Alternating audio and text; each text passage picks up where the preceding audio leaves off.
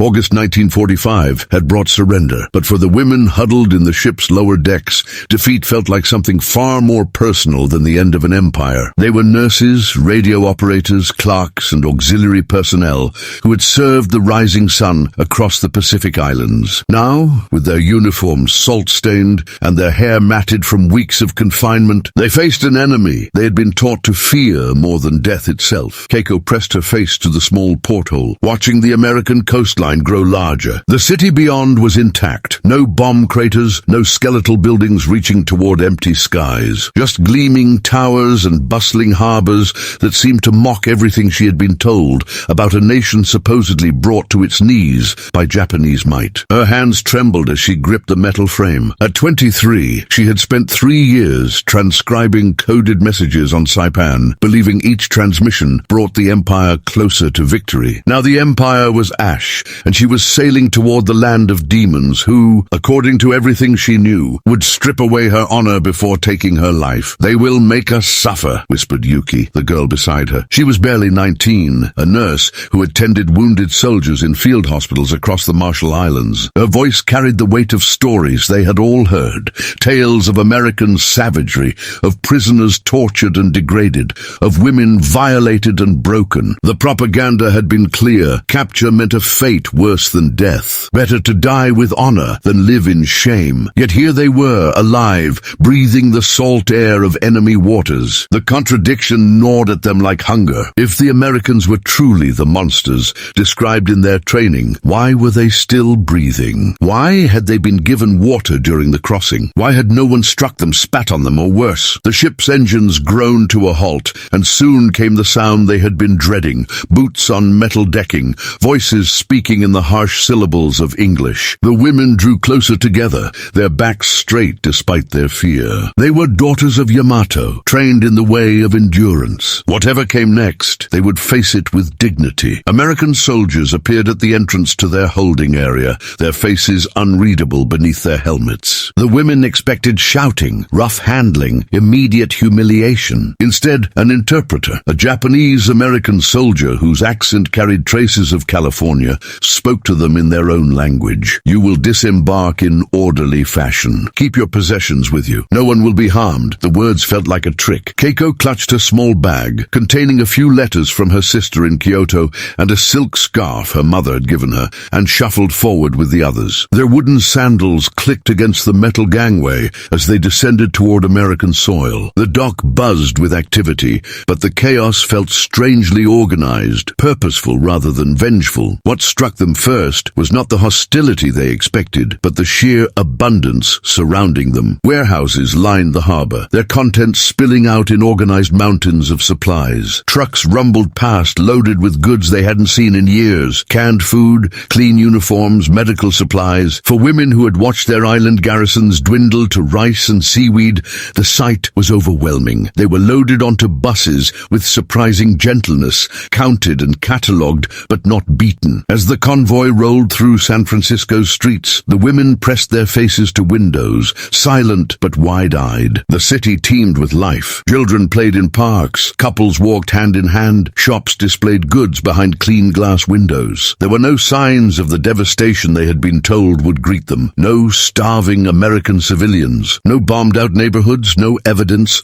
of the Empire's supposed victories. Yuki, who had nursed soldiers dying from malnutrition and disease, stared at a passing restaurant where people sat at outdoor tables, laughing over plates of food. "Where are the hungry ones?" she murmured. "Where are the defeated?" No one answered, because no one knew. The convoy wound through California countryside toward a destination they could not imagine. Rolling hills gave way to farmland where crops grew in neat rows, untouched by war. Cattle grazed in green pastures. Farmhouses stood painted and whole. It was a landscape so contrary to everything they understood about America's condition that some wondered if they were hallucinating, if the trauma of defeat had broken their minds. The first camp appeared as the sun began to set, a complex of wooden buildings surrounded by fences, but fences that seemed more administrative than menacing. Guard towers stood at corners, but the soldiers in them looked bored rather than threatening. As the buses passed through the gates, the women glimpsed other prisoners, German soldiers in work details, Italian POWs playing cards outside their barracks. None appeared tortured or starving. All looked surprisingly well fed. The cognitive dissonance was staggering. These were supposed to be concentration camps, places of suffering and degradation. Instead, they looked almost like military bases, organized and clean. The women were assembled in a courtyard as evening shadows lengthened. An American officer addressed them through the interpreter, his tone formal but not cruel. They would be housed, fed, and assigned work details. They would be treated according to international law. Letters could be sent home once censored. Medical care would be provided. The words felt surreal. Where was the promised brutality? Where were the tortures they had been trained to expect? The first test came quickly. They were marched to a long, low building that steamed with warm air and echoed with the sound of running water. The Delousing station. Hearts pounded as they approached the entrance. This was where dignity would be stripped away, where the humiliation would begin. They had heard stories, whispered accounts of prisoners forced to strip naked before jeering guards, hosed down like animals, their bodies examined and marked. Keiko's hands shook as she clutched her few possessions. Beside her, Yuki had gone pale,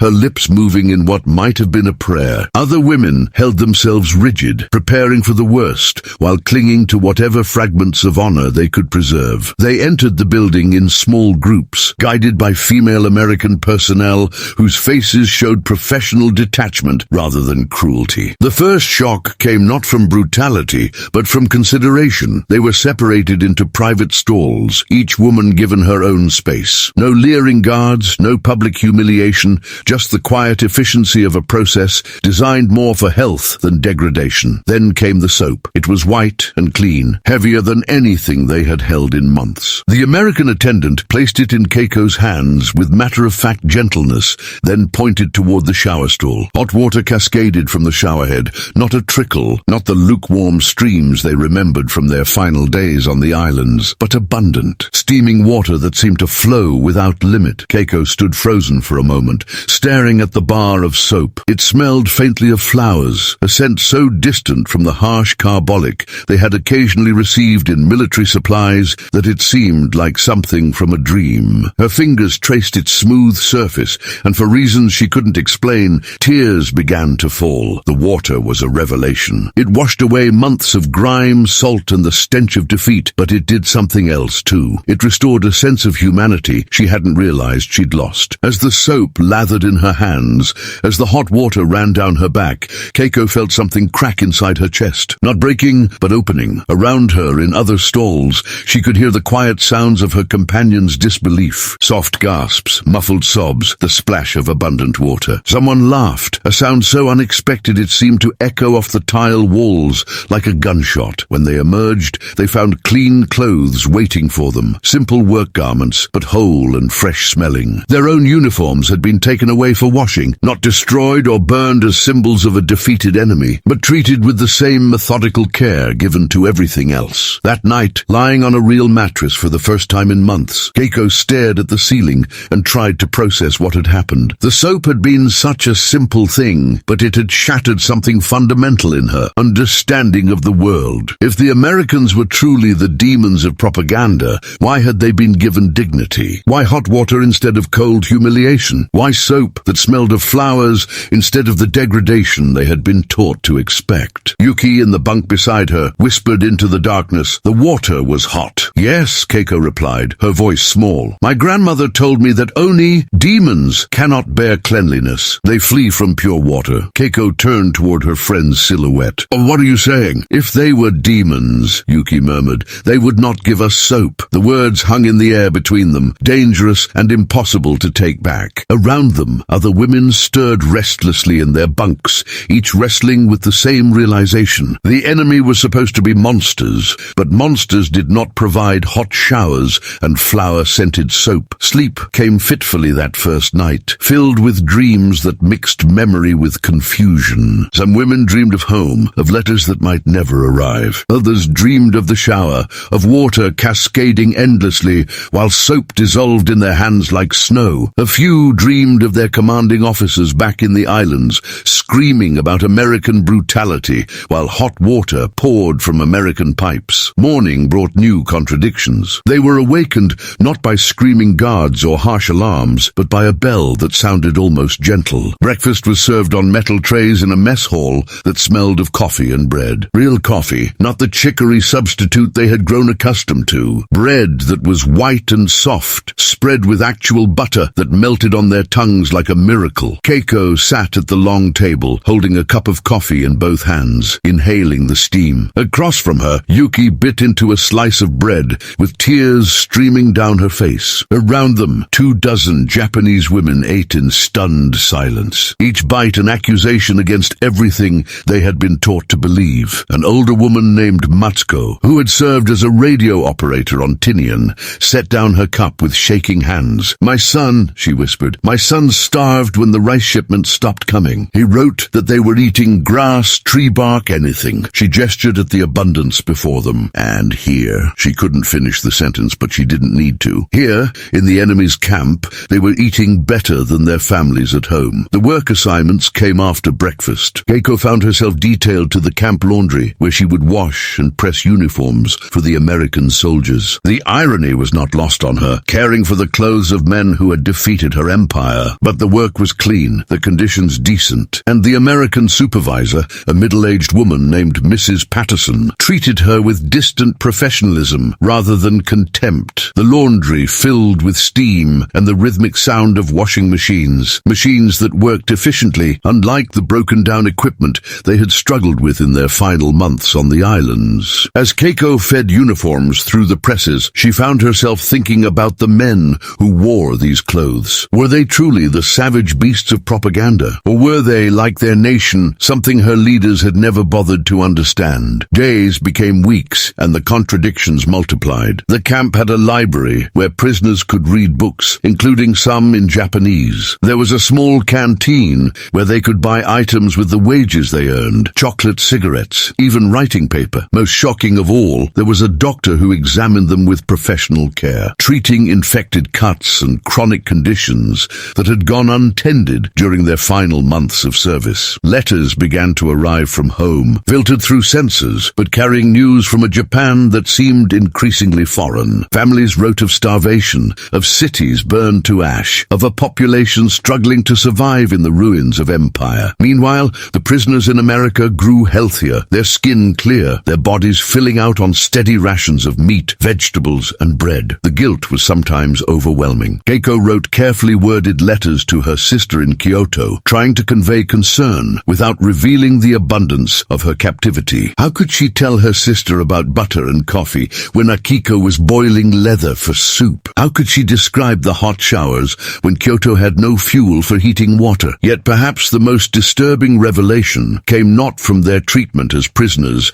but from their glimpses of American society beyond the wire. Work details sometimes took them into nearby towns, always under guard, but with enough freedom to observe the enemy's homeland. What they saw challenged everything they understood about the war's progress. The towns bustled with activity. Shops displayed goods in windows, food, clothing, luxuries that had vanished from Japan years ago. Children played in parks, their faces round with health. Women walked freely, many wearing cosmetics and fashionable dresses. Cars filled the streets, evidence of an industrial capacity that seemed untouched by years of warfare. Keiko, working in a field outside the camp, watched an American family picnic beneath shade trees. The children ran and laughed while their parents spread a cloth laden with food. So much food, sandwiches, fruit, bottles of milk that caught the sunlight like liquid pearls. The scene was so distant from her memories of rationed Japan that it felt like something from another planet. That evening, back in the barracks, the women talked in hushed voices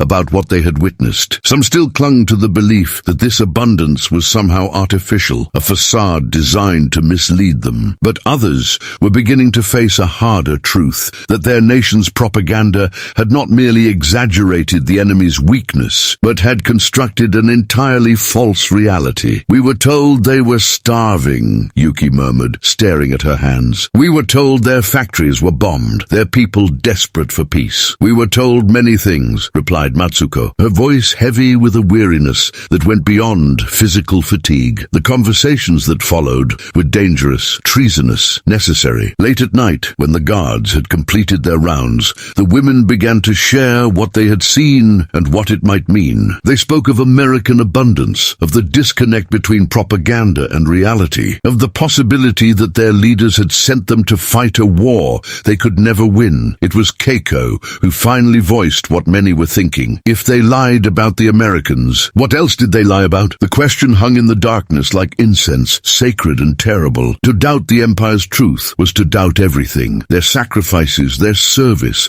the meaning of their lives up until this moment. Yet the soap, the hot water, the bread and coffee all made denial impossible. Some women retreated into silence, unable to process the collapse of their worldview. Others grew angry, not at their captors, but at the leaders who had deceived them. A few, like Keiko, found themselves caught between grief and a strange kind of relief. If the Empire had lied, then perhaps its defeat was not the catastrophe they had imagined. Perhaps there were other ways to live, other truths to discover. The seasons changed, and with them the women themselves. Their bodies had grown stronger on American rations, but more importantly, their minds had begun to adapt to new possibilities. They learned fragments of English, picked up American customs, and slowly began to see their captors not as demons, but as human beings with their own fears, hopes, and kindnesses. Mrs. Patterson in the laundry proved to be a widow whose son had died in the Pacific. Yet she never treated Keiko with cruelty,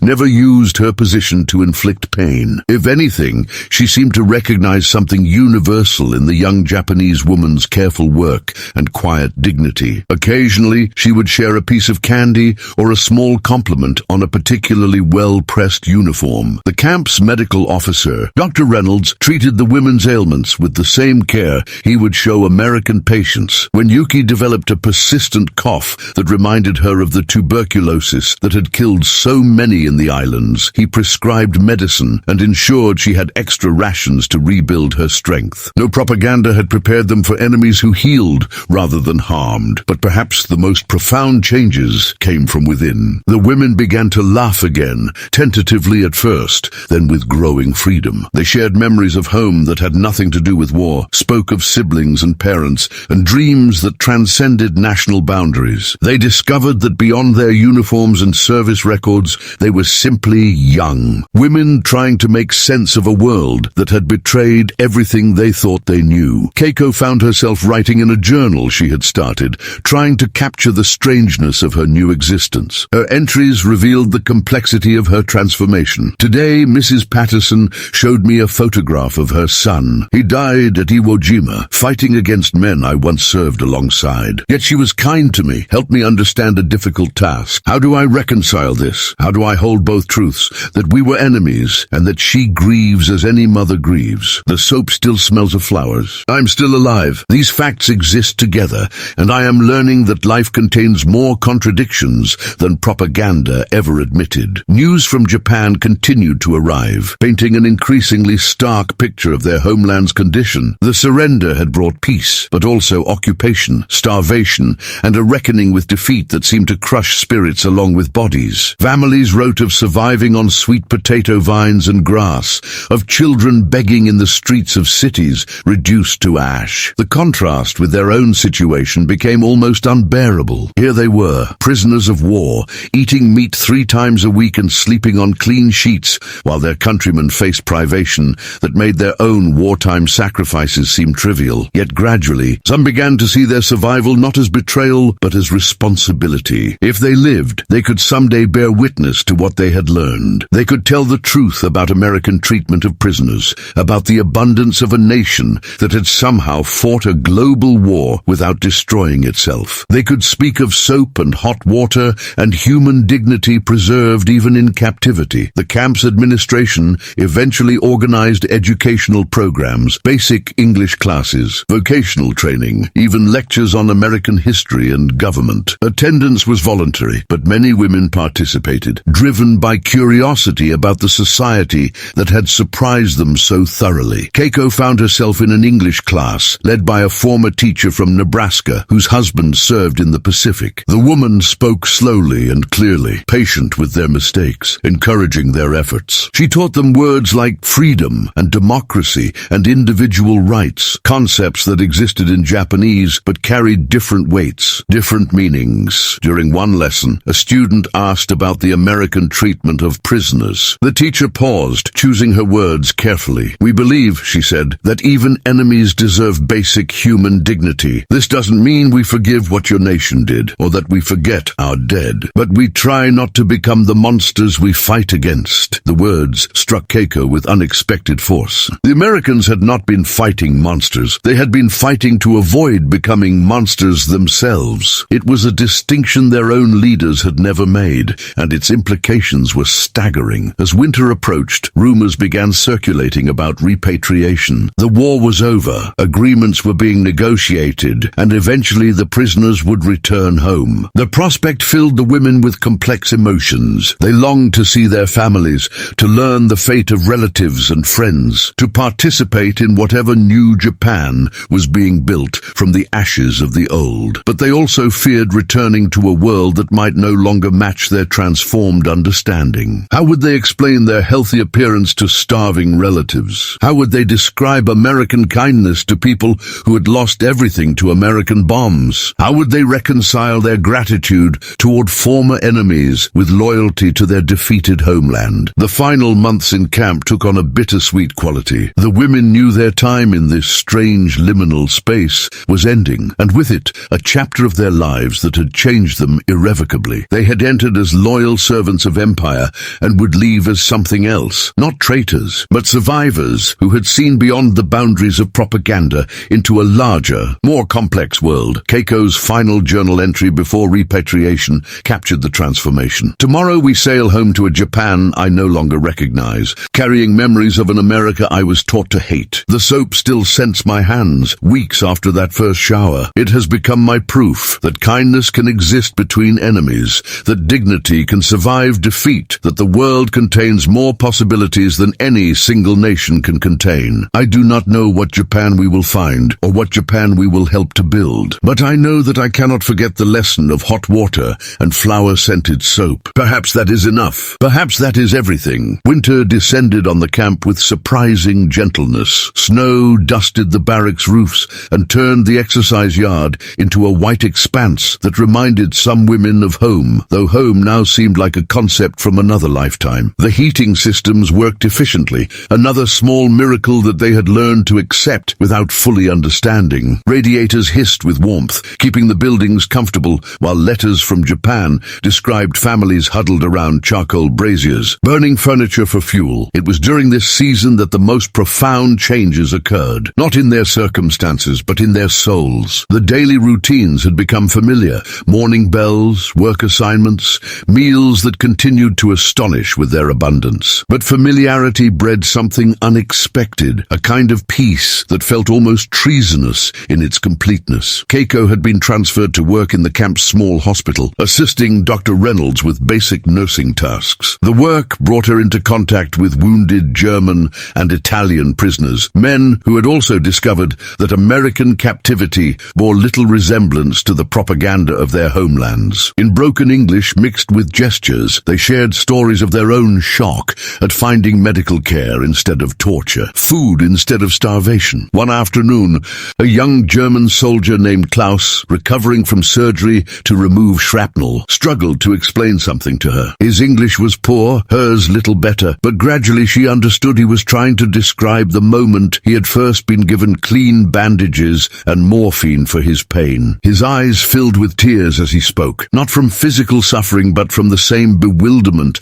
that had plagued her since the day of the flowers-scented soap. "My Oberst," he whispered, using the German word for colonel. "He tell us Americans make us slave, beat us, starve us." Klaus gestured around the clean hospital ward. "But look, they heal us. Why they heal enemy?" Keiko had no answer in any language. The question had haunted her for months. Why had their captors chosen mercy over vengeance? Was it weakness, as their former leaders would have claimed? Or was it something else entirely? A strength that came from principles rather than hatred? Dr. Reynolds, who had been listening from across the room, approached them with a gentle smile. His Japanese was limited, but adequate for simple conversations. He had studied at a medical conference in Tokyo before the war, a detail that seemed to belong to a different universe. "Keiko-san," he said carefully, "do you understand word forgiveness?" She frowned, searching her memory. The English word was unfamiliar, but he wrote it down and drew simple pictures, a hand extended in peace, a heart with lines radiating outward. Gradually she grasped his meaning, yurusu, to forgive. But we were enemies. enemies, she said in halting English,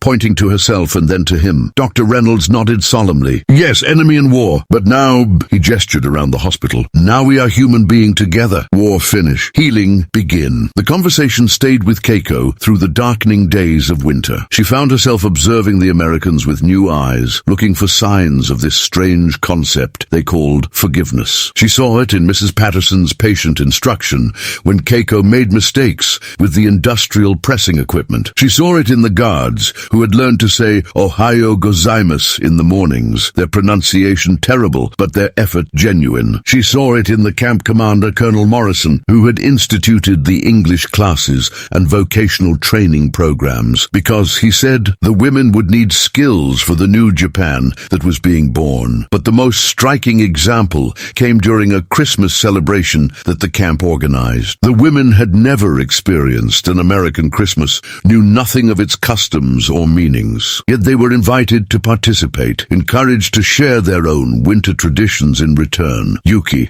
whose voice had always been beautiful, sang a traditional Japanese lullaby about snow falling on pine branches. The melody drifted through the mess hall, haunting and pure, and when she finished there was absolute silence. Then slowly, hesitantly, applause began, not the polite clapping of obligation, but the deeper appreciation of people who had recognized something beautiful regardless of its origin. An American soldier, a boy who looked no older than Yuki herself, wiped tears from his eyes. Later, through the interpreter, he told her that the song had reminded him of his mother's lullabies back in Minnesota. The moment created a bridge across cultures, languages, and the vast gulf of recent hatred that seemed impossible yet undeniably real. That night, Keiko wrote in her journal with unusual intensity, "Today I understood something I cannot yet name." When Yuki sang, the Americans did not hear the voice of their enemy. They heard music. They heard beauty. They heard something that connected them to their own memories of home and mother and safety. For those few minutes,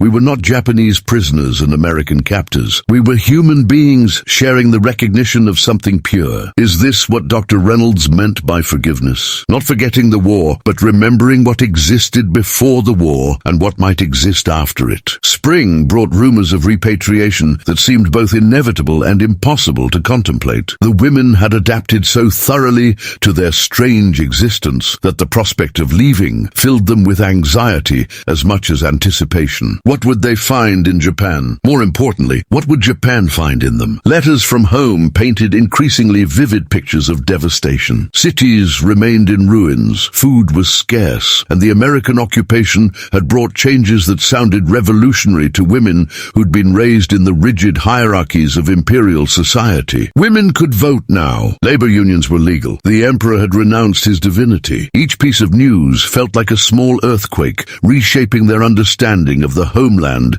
they would eventually rejoin. But perhaps more disturbing were the subtle changes they recognized in themselves. They had grown comfortable with abundance, accustomed to speaking their minds in the English classes, used to being treated as individuals rather than components of a collective. Would these new ways of thinking and being survive the transition back to Japanese society? Did they want them to? The question became more pressing when a group of male Japanese prisoners arrived from another camp for a joint work project. These men had been held in facilities with less generous conditions, adequate food and shelter, but none of the educational programs or cultural exchanges that had marked the women's experience. When they heard about the English classes, the Christmas celebration, the friendly interactions with guards and staff, their reactions ranged from disbelief to anger. "You have forgotten yourselves," one former naval officer told Keiko harshly. "You have let them make you soft, grateful. A true Japanese would reject their charity,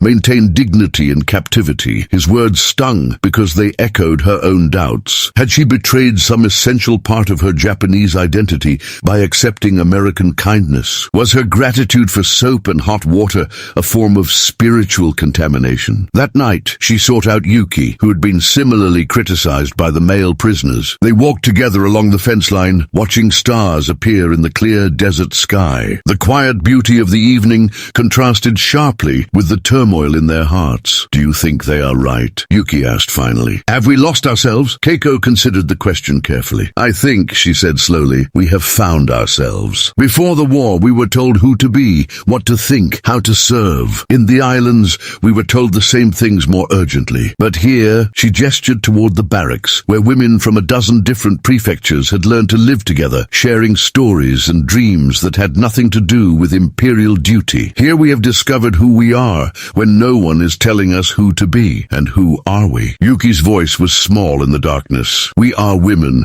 who can appreciate kindness even from former enemies, Keiko replied. Women who can learn new languages, new ways of thinking. Women who can survive the destruction of everything we thought we knew and still find reasons to laugh, to sing, to hope. She paused, thinking of the soap that still sat in her carefully guarded possessions. Perhaps the most Japanese thing we have done is to adapt, to learn, to survive with grace. The conversation marked a turning point for many of the women. They began to see their transformation not as betrayal, but as evolution. They were still Japanese, but they were Japanese women who had experienced something unprecedented in their nation's history, prolonged contact with a foreign culture based on mutual respect rather than domination or submission. As summer arrived with its blazing heat, the repatriation process accelerated. Lists were posted, documents processed, final preparations made. The women would sail home in groups, returning to a homeland that would be both familiar and utterly transformed. The night before the first group's departure, the entire camp gathered for a farewell ceremony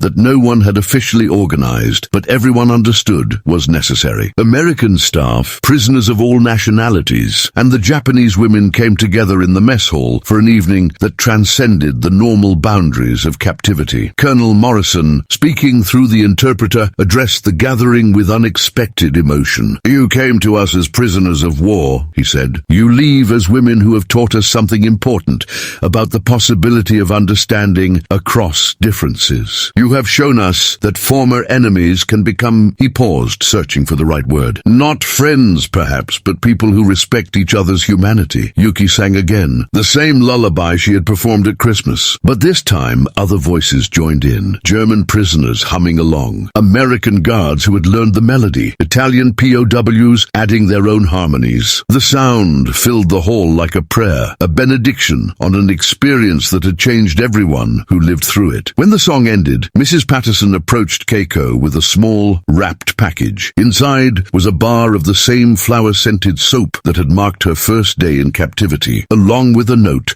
written in carefully practiced Japanese characters for remembering that kindness exists in the world. Keiko's eyes filled with tears as she accepted the gift. The soap represented so much more than cleanliness. It symbolized the moment when her understanding of the world had cracked open, allowing new possibilities to enter. It was a talisman of transformation, proof that human beings could surprise each other with unexpected mercy. The transport ships that carried them home moved through Pacific waters now calm and empty of warships. As the Japanese coast appeared on the horizon, scarred, subdued, but still their homeland, the women gathered at the rails. They were returning with more than memories. They carried within them a secret knowledge about their former enemies and about themselves. The Japan, they found, was indeed transformed, struggling to rebuild not just its cities, but its soul. In the refugee camps and temporary housing where they were initially settled, the women encountered a population traumatized by defeat, occupation, and the collapse of everything they had been taught to believe. Many civilians looked at the returning prisoners with suspicion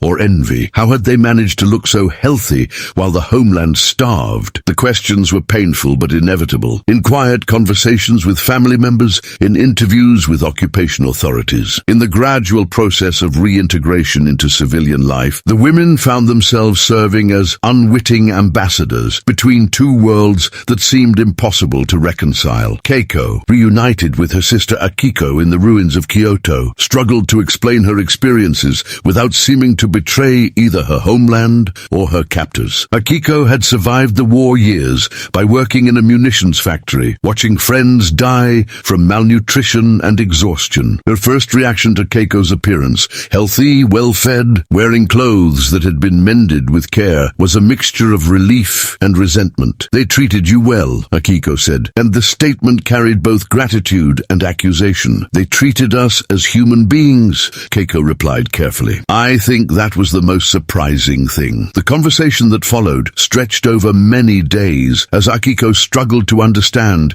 how her sister could speak of Americans with anything other than hatred. Slowly, through patient explanation and careful storytelling, Keiko began to convey the complexity of her experience. She spoke of the soap and hot water, but also of Dr. Reynolds' gentle care for wounded enemies, of Mrs. Patterson's kindness despite her own loss, of Christmas songs that crossed the boundaries between nations. But they bombed our cities, Keiko protested. They killed thousands. How can you forgive such things? Keiko considered the question carefully, remembering Dr. Reynolds' halting explanation of forgiveness months earlier. I cannot forgive the war, she said finally, but I can recognize the difference between the soldiers who dropped bombs and the people who gave me soap. The same nation can contain both cruelty and kindness. Perhaps all nations do. The insight had come slowly, built from months of observation and reflection. America was not the monolithic enemy of propaganda, any more than Japan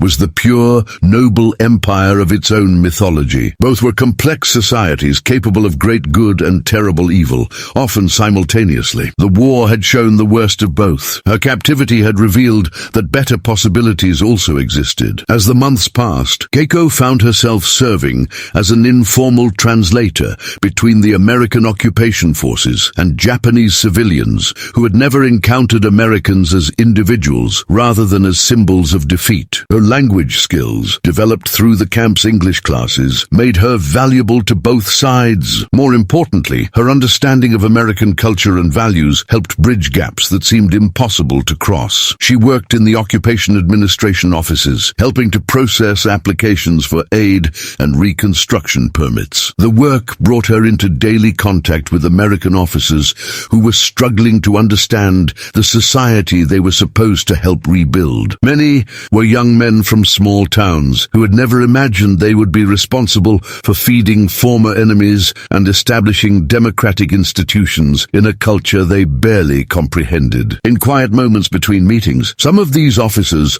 would ask her about her experiences as a prisoner, curious about how their own people had behaved when the roles were reversed. These conversations were delicate, requiring her to balance honesty with diplomacy, but they also created opportunities for genuine understanding. One afternoon, a young lieutenant named Thompson, clearly homesick and overwhelmed by his responsibilities, asked her directly, Were we decent to you? I mean, my brother was captured in Germany, and I keep wondering what happened to him. Keiko thought of the soap, the Christmas songs, Dr. Reynolds' gentle hands treating wounded enemies. Your people showed us that decency could survive even in war, she told him. I hope your brother found the same. The lieutenant's eyes filled with tears, and she realized that her words had given him something precious, hope that kindness might be stronger than hatred. Even in the darkest circumstances, these interactions, repeated countless times with different people, began to weave a web of understanding that transcended the official policies of occupation and reconstruction. Through her work and that of other former prisoners like her, a new narrative began to emerge, one that recognized the complexity of both cultures and the possibility of building something better from the ruins of war. The bar of soap Mrs. Patterson had given her sat on a shelf in the small room she shared with Keiko, a daily reminder of the transformation that had begun with hot water and flower scent. Sometimes in moments of discouragement or doubt, Keiko would hold it briefly, remembering the shock of unexpected kindness and the way it had opened her heart to possibilities she had never imagined. Years later, as Japan rebuilt itself into a prosperous democracy allied with its former enemies, Keiko would look back on her captivity as a crucial chapter in a larger story of reconciliation. The soap had been such a small thing, but it had changed everything. In learning that their enemies could show mercy, she and the other women had discovered that they themselves could survive. More than defeat, they could survive the collapse of certainty itself and help build something better from the ruins of what they had believed. The lesson of the flower-scented soap had become a foundation stone in the new Japan, proof that former enemies could become partners in creating a more humane world. It was a lesson written not in treaties or proclamations, but in the quiet memory of hot water cascading over grateful skin and the recognition that kindness, once experienced, could never be completely forgotten.